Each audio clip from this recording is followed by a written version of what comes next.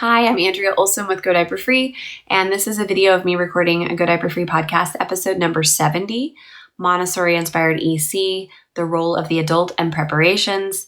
If you want to subscribe for that, it's over on YouTube. This is part 2 of a 4-part series. Let's do this. Welcome to the Go Diaper Free podcast, where we're all about helping you stop depending on diapers as early as birth. I'm your host, Andrea Olson, author and mom of 5 EC babies. This is episode 70, Montessori-inspired EC, the role of the adult and preparations.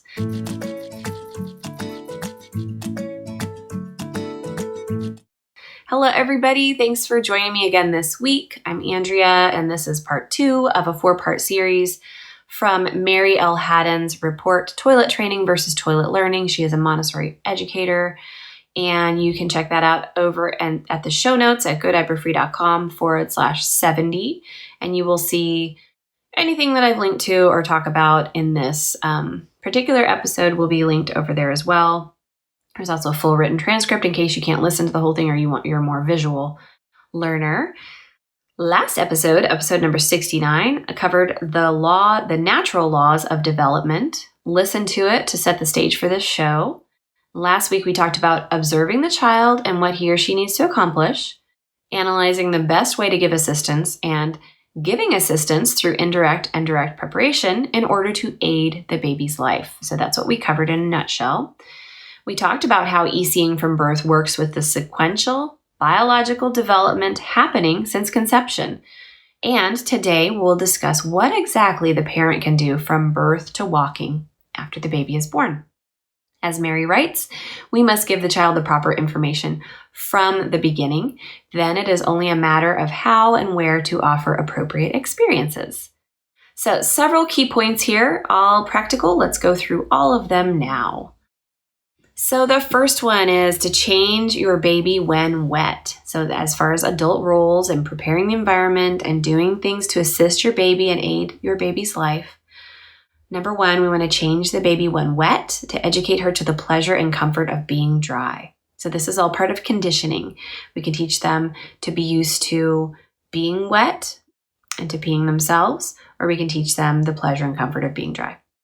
Number 2, at around 2 months old, the caregiver should know by now the baby's rhythm, elimination habits, and signs, however loosely, and then you can predict when your baby will go after eating and waking up, which I cover a lot in my book. Number 3, babies will pee upon waking.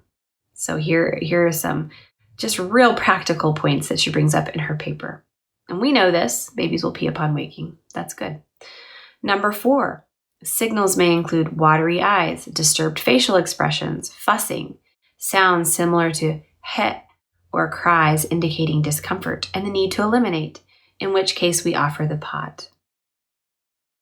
Number 5 on her report, position.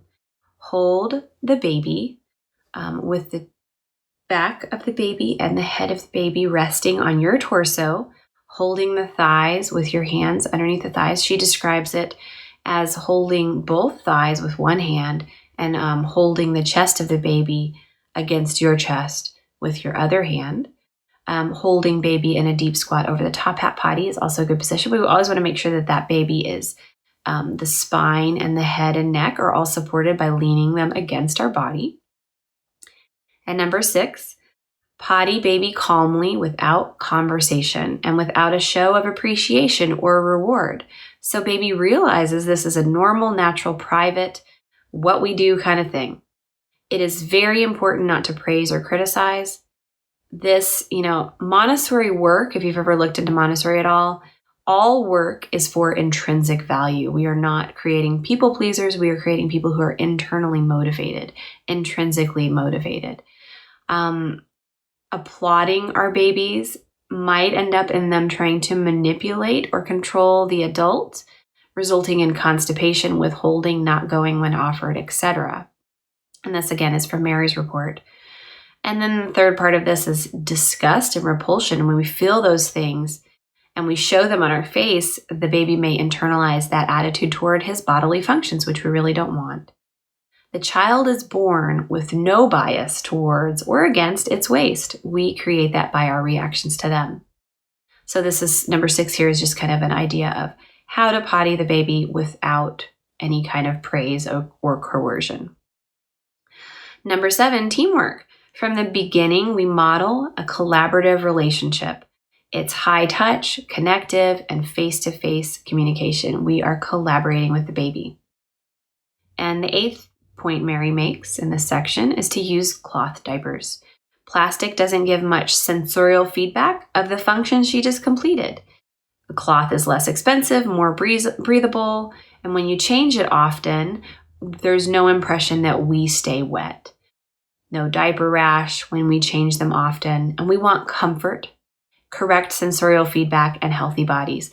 I did meet a woman years ago in Charlotte whose mom gave her a ton of cloth diapers when her baby was born, and her baby was totally potty trained by 13 months because she had the correct sensorial feedback, and her mom told her. And they come from a long line of African American women who all did the same way, and her mom passed it on to her. And this, if she feels wet and you have to deal with these cloth diapers, you're both going to be motivated to get out of them at the right time. So yeah, that was Mary's 8th suggestion. 9, Mary suggests changing from cloth diapers to cotton training pants at 4 months old so the baby can move freely in them. And I would have to say, I personally could have done this with my first baby. My 2nd through 5th, maybe not, because I have a little bit more going on now. And I also work from home, so there are times when I need a backup on the baby. But during diaper free time, I actually start putting them in cotton training pants at 4 months old for diaper free time so that they can move freely. And that's the time when they're starting to roll and learning how to sit eventually, etc. And these cotton training pants give them the ability to move really freely. So I love that she says that. And if you want to go for it at all waking hours starting at 4 months, you may. Number 10, introduce a small, stable, comfortable potty when baby can sit unassisted. Put it in the bathroom so the baby can crawl to it when needed. There also needs to be a child-sized toilet seat reducer. And it is common for babies to crawl to the bathroom and urinate on the floor in front of the toilet because they simply can't climb on yet.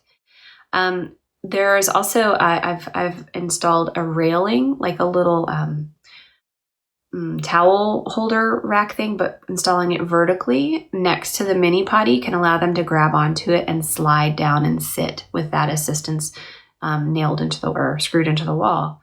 At tinyundies.com, I do offer a very small, stable, comfortable mini potty that is shorter than any others out there that a little baby can sit on.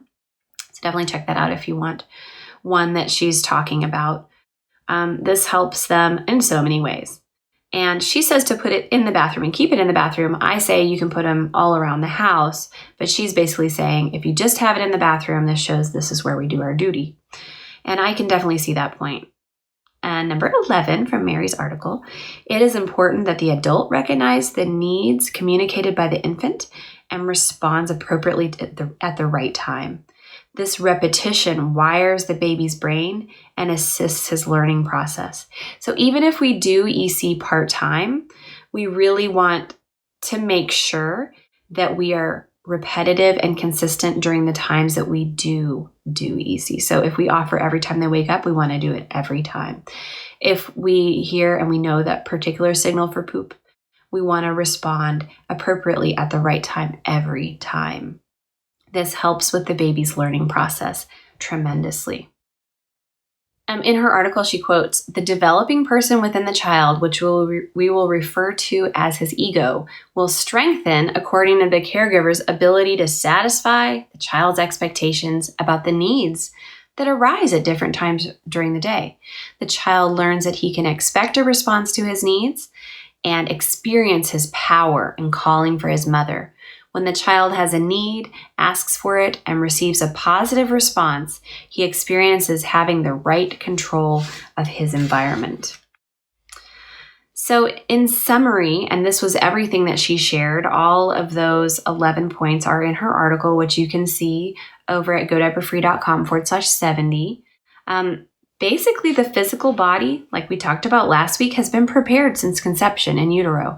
At birth, reflexes and automatic systems totally take over, while the voluntary control and perception and cognition and communication all begin to develop. And these systems develop from 0 to 12 months. Again, we want to give the proper information from the beginning when that baby is born. Hopefully, today's episode has helped you understand the adult's role in this preparation. What do we do when the baby comes? What kinds of habits do we want to have? When do we want to change them? When do we want to offer? What do signals look like? What kind of tools do we need? Is this collaborative, or is this sort of the parent does everything kind of a thing? It's definitely collaborative. And when do we introduce cotton training pants and the potty, etc.? And most importantly, I feel, is number 11 from today's show. It's so important that we recognize the needs that our babies are communicating and respond appropriately at the right time. And it's not perfect, and you can't be perfect, so don't you dare try to be. But we want to do our best, given the resources that we have, to repeat and respond at the right time to assist their learning process. We want to give the proper information from the beginning, and hopefully today's episode has shown you what, as the adult in the situation, what things you need to do to help with this preparation. Next week, we're going to do part 3 of 4. We're going to discuss remedial toilet learning from a Montessori point of view. Yes, she does call it remedial in this article. This is for toilet learning for ages 2 years and up. We will talk about that next week. And then after that, we'll talk about how you can prepare the environment to assist your baby or toddler in developing his toileting independence. Again, these 4 episodes are all inspired by Mary's article, which you can download at godiaperfree.com/70. You can also grab my Easy Start Guide or my Potty Training Primer at godiaperfree.com, or grab my book if you're ready to dive in and get really good at EC or potty training. Just skip all those other steps and go straight to the book. It's definitely in alignment with what Mary's sharing here, and I've learned a lot from her article so far. And next 2 weeks, we're going to learn even more. I'll leave you with a couple of tips. Brianna, one of our listeners, the best tip I have is to keep it relaxed. At nearly 6 months old, sometimes his signals are still rather subtle, so we make a game for mom and dad of figuring out what signal we missed. It's usually more apparent than we realize, and it keeps us from taking things too seriously. And she has a picture of her son at 5 months old happily using the ice cream bucket that they repurposed as the potty, and I'll have that over on the show notes as well. And then we have Judith from Munich, Germany. She has a very simple tip: to be relaxed about it. A series of misses doesn't mean you're a bad mom or dad. And I love that. She reminds us of this really awesome nugget of wisdom. Okay, so see you next week as we continue our discussion of Montessori-inspired EC. Till later, I'm Andrea Olson at GoDiaperFree.com, and this has been the Go Diaper Free podcast, episode number 70. Till next week, happy pottying. All right, and that's it. Next time I'm going to have my article ready, aren't I? Okay, so you guys can leave a comment below if you have any questions. Definitely, if there's anything that you learned that was a bit of wisdom that you would like to implement into your potty practice, share that below in the comments and hit the bell and subscribe so I can let you know when my next video comes out. Thanks a lot. Take care.